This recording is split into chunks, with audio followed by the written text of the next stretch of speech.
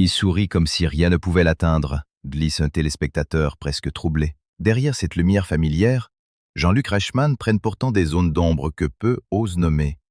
L'homme des midis triomphants cache-t-il autre chose qu'un simple talent d'animateur? Entre admiration, soupçon et silence soigneusement tenu, une histoire plus dérangeante commence à affleurer. Jusqu'où mène vraiment ce sourire si maîtrisé? Il faut remonter loin, bien avant les plateaux saturés de lumière, pour comprendre la mécanique intime de Jean-Luc Reichmann. Né à Fontainebleau en 1960, il grandit pourtant à Montastruc-la-Conseillère, près de Toulouse, dans une atmosphère où rien ne prédestinait à la célébrité. Le jeune homme n'a pas encore cette aisance télévisuelle que l'on connaît. Il est habité par une autre discipline, plus silencieuse, plus dure, le karaté. À haut niveau, il y forge une rigueur presque obsessionnelle, un sens du contrôle qui ne le quittera jamais. Était-ce déjà là que se dessinait ce besoin de tout maîtriser, jusqu'à ses propres émotions? Puis vient la fracture. 1984. Une date qui n'apparaît que brièvement dans les biographies, mais qui en réalité fissure tout. Un accident de moto brutal, une plongée dans le coma, et soudain, l'avenir sportif s'effondre. Ce corps qu'il entraînait avec précision lui échappe. Ce destin qu'il croyait écrit disparaît. Dans ces moments suspendus, où la vie tient à presque rien, que reste-t-il d'un homme qui n'a pas encore trouvé sa voie? On parle souvent de renaissance. Mais renaître, est-ce vraiment choisir ou simplement s'adapter à ce qui reste? Ce qui reste, chez lui, c'est une voix, une présence, une énergie difficile à contenir.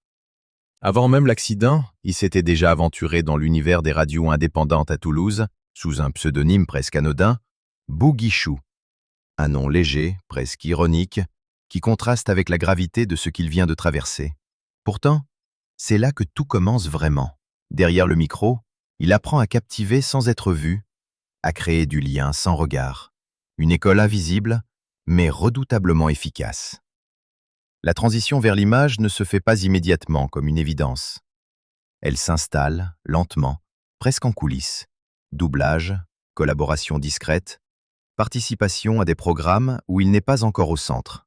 Il prête sa voix à des émissions comme Motus, croise des figures déjà installées comme Nagui, et s'imprègne d'un milieu où tout semble jouer sur des équilibres fragiles. Dans cet univers, la sympathie ne suffit pas. Il faut tenir, durer, exister au-delà du sourire. Et pourtant, quelque chose intrigue déjà. Cette capacité à passer d'un registre à l'autre, à être à la fois proche et insaisissable. Les premiers témoignages évoquent un homme attentif, mais aussi étonnamment réservé hors caméra, comme si la lumière révélait une version différente de lui-même. Est-ce une stratégie, une protection, ou simplement une nécessité pour survivre dans un monde où tout se joue en apparence? Lorsqu'en 1995, il prend les rênes de ses premiers jeux télévisés sur France 2, une bascule s'opère.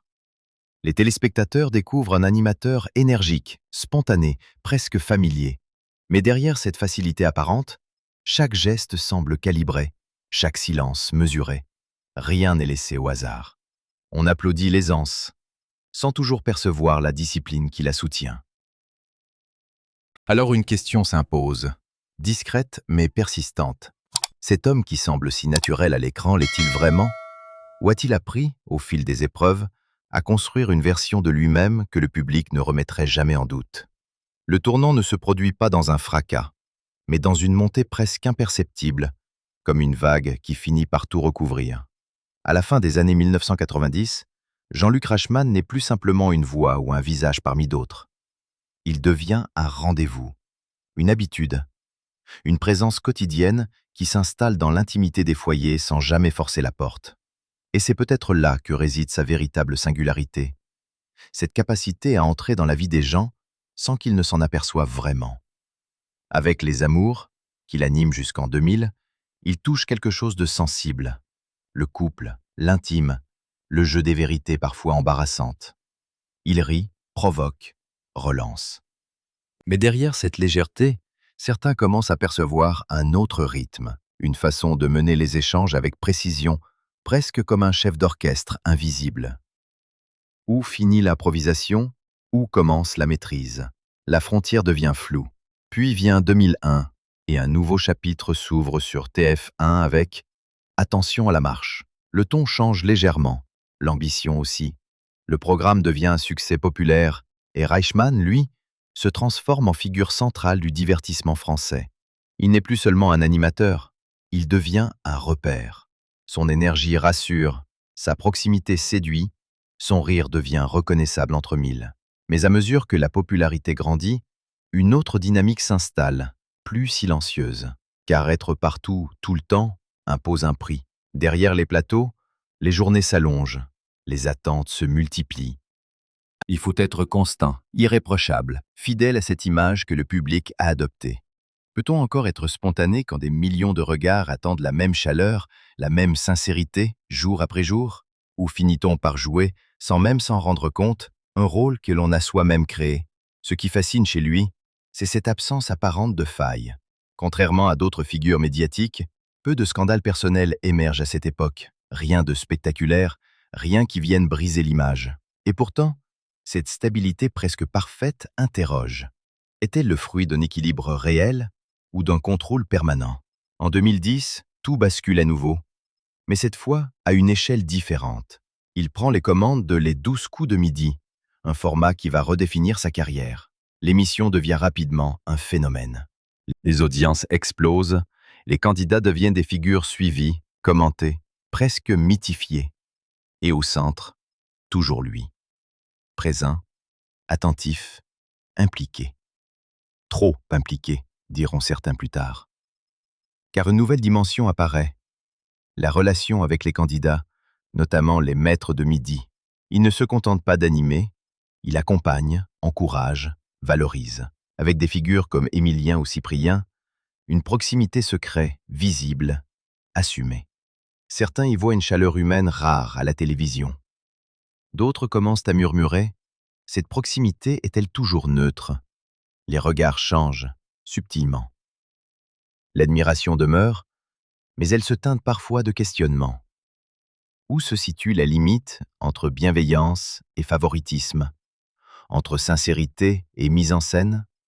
Reichmann, lui, continue d'avancer avec la même assurance, comme si rien ne pouvait vraiment altérer cette mécanique parfaitement huilée.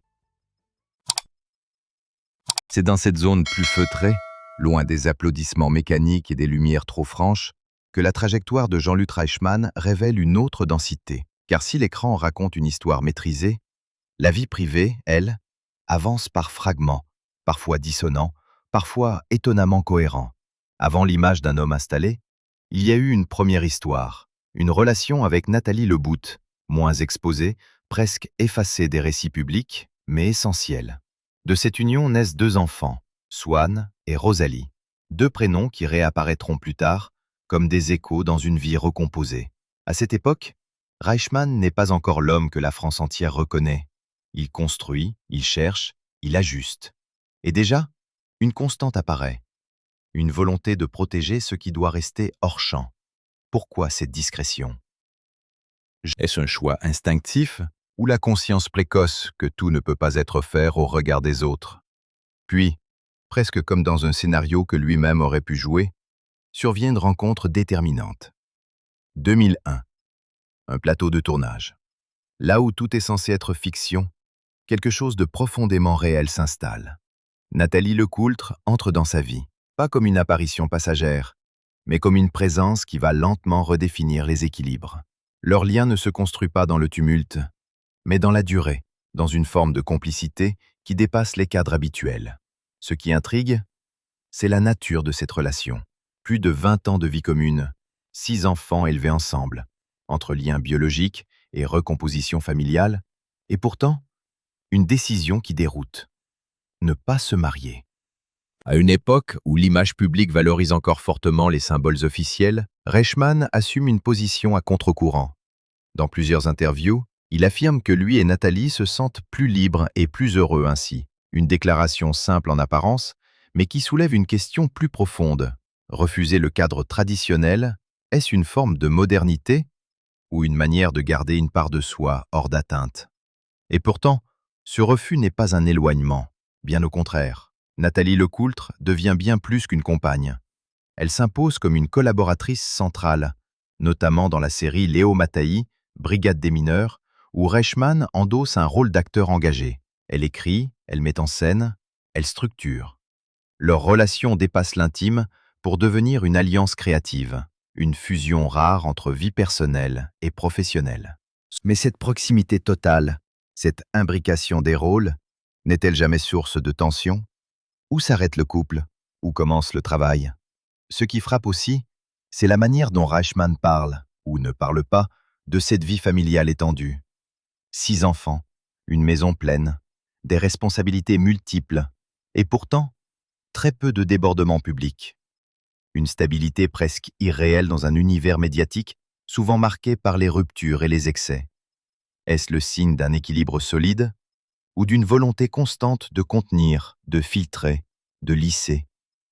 Mais c'est précisément lorsque tout semble tenir, lorsque l'image est trop lisse pour être remise en cause, que les premières fissures apparaissent. Pas des scandales spectaculaires, non, plutôt des moments de trouble, presque anodins en surface, mais capables d'ébranler une confiance construite sur des années. Et Jean-Luc Reichmann va en faire l'expérience, sous le regard amplifié d'un public devenu plus exigeant, plus attentif, parfois plus sévère. L'émission Les 12 coups de midi repose sur un équilibre fragile, celui du jeu, de la connaissance et d'une certaine idée de la justice télévisuelle. Chaque question doit être irréprochable, chaque réponse incontestable. Pourtant, à plusieurs reprises, cet équilibre vacille. Une question jugée maladroite sur les habitants de la Réunion déclenche une vague de critiques. Les propositions, évoquant des caractéristiques physiques absurdes, sont perçues comme offensantes, voire discriminatoires. En quelques heures, les réseaux s'enflamment. Comment une émission familiale, incarnée par une figure aussi consensuelle, a-t-elle pu laisser passer cela? La réaction ne se fait pas attendre. Reichmann prend la parole, publiquement, et présente des excuses au nom de l'équipe. Il insiste sur l'absence d'intention malveillante. Mais dans ce type de tempête, l'intention suffit-elle à apaiser? Ou révèle-t-elle au contraire les angles morts d'un système trop sûr de lui? Un autre épisode vient renforcer ce sentiment de malaise. Une question sur le code postal de Villebois-les-Pins, techniquement exacte mais volontairement piégeuse, suscite à nouveau l'incompréhension. Le village se situe dans la Drôme, département 26, mais possède un code postal commençant par 05. Un détail administratif, certes, mais pour les téléspectateurs, cela ressemble à un piège, presque à une stratégie pour déstabiliser un candidat. Le jeu reste-t-il équitable lorsque la précision devient un outil de déroute? Et puis il y a ces moments plus inattendus encore, presque déroutants. Lorsqu'Émilien, l'un des maîtres de midi les plus marquants, se permet de corriger l'animateur en direct.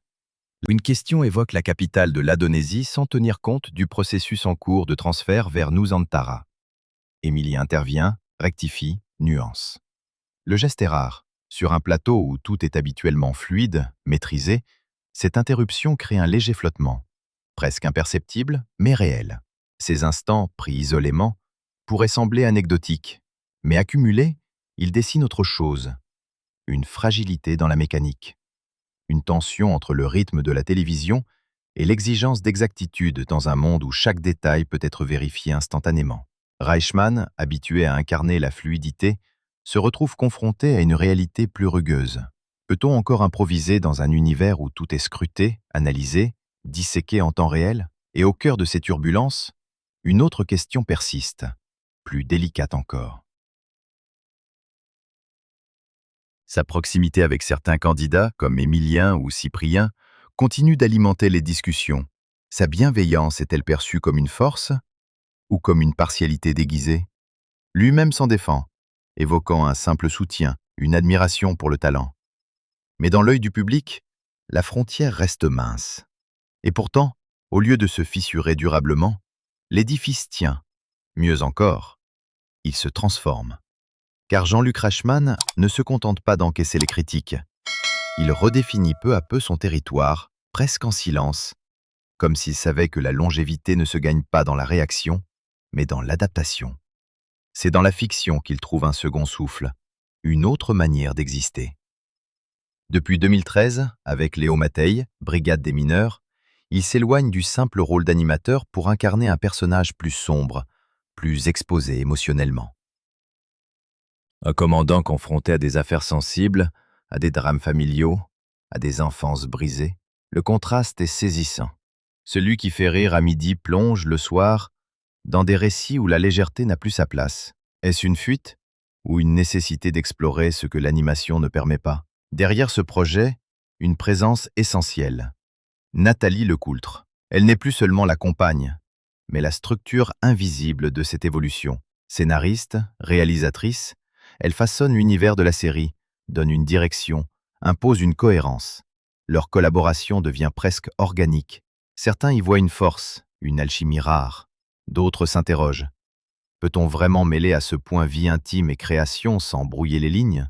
Ce qui est certain, c'est que Reichmann, dans ce rôle, ne cherche plus à plaire de la même manière. Il accepte la gravité, la retenue, parfois même une forme de dureté. Comme si, après des années à incarner la proximité souriante, il éprouvait le besoin de révéler une autre facette, plus rugueuse, plus vraie. Le public suit, intrigué, découvre un homme différent, ou peut-être plus complet. Mais cette dualité soulève une question. Lequel des deux visages est le plus sincère? Dans le même temps, sa vie personnelle continue d'avancer, avec ses propres épreuves. En août 2022, il annonce la disparition de sa mère, Josette, un moment de rupture intime qu'il choisit pourtant de partager, sans excès, sans mise en scène. Juste quelques mots, empreints d'une émotion contenue. Là encore, une ligne se dessine. Dire sans trop dévoiler, montrer sans s'exposer entièrement. Est-ce une pudeur naturelle ou une habitude forgée par des années sous les projecteurs? Et puis, il y a ce paradoxe persistant. Un homme omniprésent, mais jamais totalement lisible. Accessible à l'écran, mais insaisissable dès que l'on tente d'aller au-delà.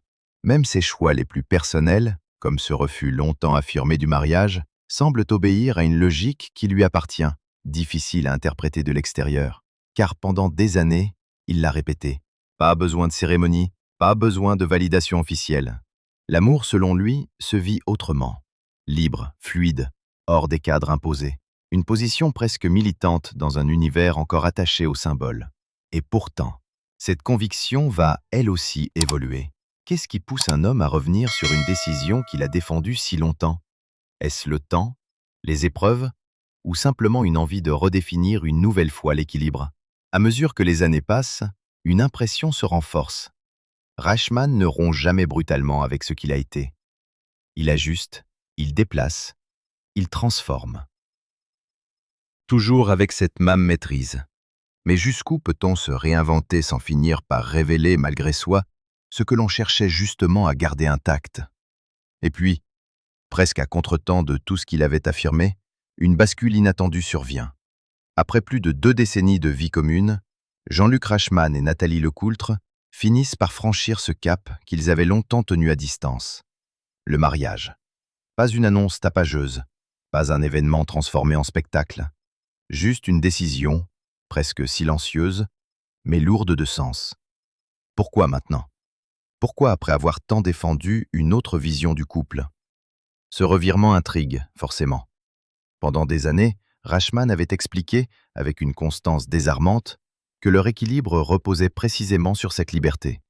Pas de cadre officiel, pas d'obligation symbolique. Une manière d'aimer sans contrainte, disait-il. Et pourtant, en 2022, ce choix évolue. Faut-il y voir une contradiction? Ou au contraire, la preuve que même les certitudes les plus ancrées peuvent se redéfinir avec le temps? Ce mariage tardif ne ressemble pas à une capitulation face aux normes, mais plutôt à une forme d'aboutissement. Comme si, après avoir exploré toutes les nuances de leur relation, complicité, collaboration, famille recomposée, il devenait presque naturel de poser un geste supplémentaire. Non pas pour prouver, mais pour sceller. Une différence subtile, mais essentielle. Autour d'eux, la vie continue de s'organiser avec une complexité assumée. 6 enfants, issus d'histoires différentes mais réunis sous un même toit, forment une constellation familiale rare. Swan, Rosalie, Hugo, mais aussi Léo, Lou et Lola.